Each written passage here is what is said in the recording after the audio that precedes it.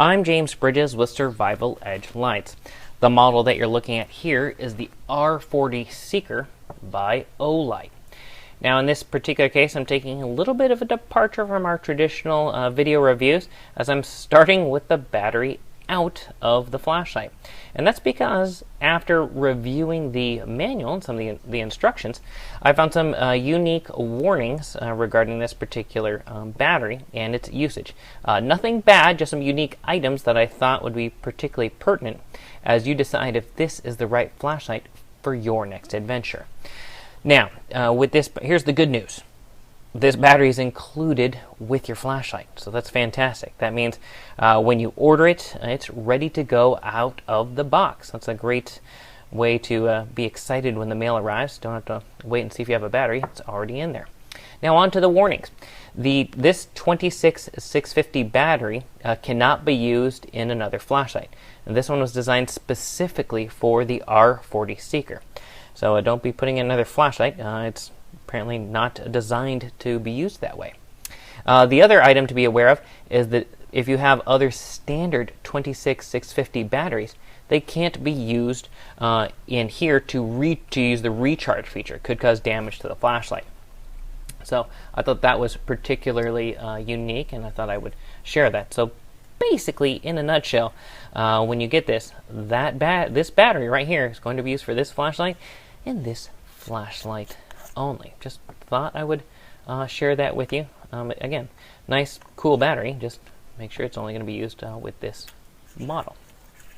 By the way, the battery does fit very snugly into the body of the flashlight. I know you're probably going, hey, it should. However, with many flashlight models today accommodating, let's say, hey, a CR123A battery and an 18650, sometimes you get a little bit of play in the body, which isn't always the healthiest for longevity of batteries. In this case, very snug fit. Now, along with that snug fit, as you probably saw, there was an O-ring down there at the bottom. The R40 Seeker is rated IPX8 rating to 2 meters, which basically means, hey, dump this in the water up to 2 meters and it will keep on fighting. The other aspects about this, we have as far as the user interface goes, we have a single button user interface. With that single button user interface here, you can see the bezel. We have an anti-roll bezel. It does make it pretty nice, with especially with the head of the flashlight being around here, even though we have some cut-ins there, some vents cut for heat dissipation.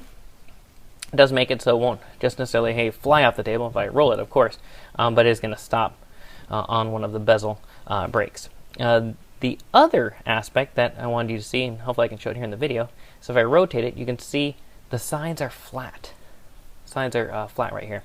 The nice part is it's particularly easy to orient the flashlight at night. So if you're grabbing it, the flat part here leads right up to the button. So if you're trying to fumble around with it, you can feel for the sides, move your thumb up. Makes it pretty nice to hold in that situation. As far as the rechargeability aspect, you can see here we have the USB port exposed at the back. Now you'll see, if I turn it to the side, you can't see the USB port right there. That's nice because it still allows for the tail stand ability. I find that incredibly helpful. I'm a big fan of the tail stand ability. I just find that if you're working in the shop or if you're out camping, you can dump this on the ground or put it on the center of a table if you're out like car camping. Just I like that feature. Maybe I'm spoiled, but it just seems like a nice little nice to have. Now, with the single button user interface, you'll have access to 3 different brightness levels. In this case, the maximum output is 1100 lumens, and the middle mode is 250 lumens, with a starting mode, if you will, of 12 lumens. It will remember the last setting that you were on, and hopefully I'm on 12 lumens because I'm about to shine it here at the camera. Great, there we go. One click, and I'm on to the 12 lumens. Now, if I just click and hold, then I should be able to cycle through the brightness levels. So I click and hold. You see there, up in lumens. If I click and hold again, now I'm at 1100 lumens.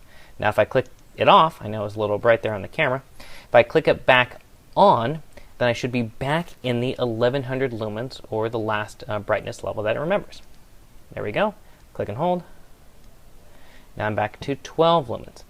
Oh, and in addition, one of the other items that they incorporated with this model is the lockout feature. To activate the lockout feature, if I do have the flashlight on, I should be able to hold down the button for a 2-second count, and it will turn the light off and put it into lockout mode. In this case, it's going to cycle through the brightness levels first.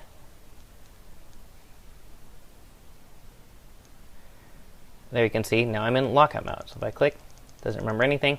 If I hold it down for a 2 count again, it remembers the last brightness level. So it takes a little bit to get used to, as you noticed here on the camera. I was kind of getting used to the light myself, but there we go, back in lockout mode.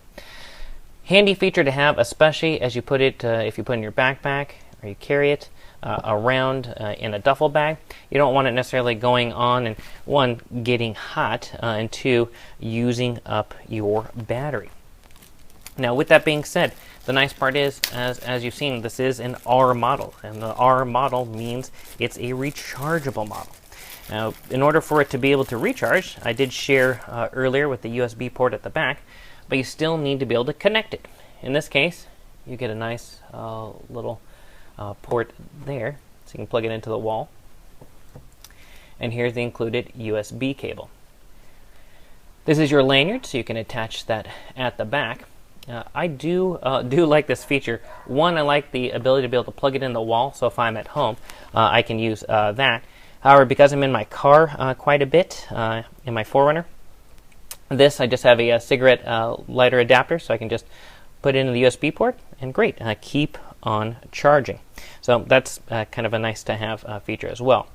The other aspect, besides the 3 brightness levels, you actually do have a strobe mode available as well, which is nice. I always find that a nice to have. If I double click, there you go, strobe mode.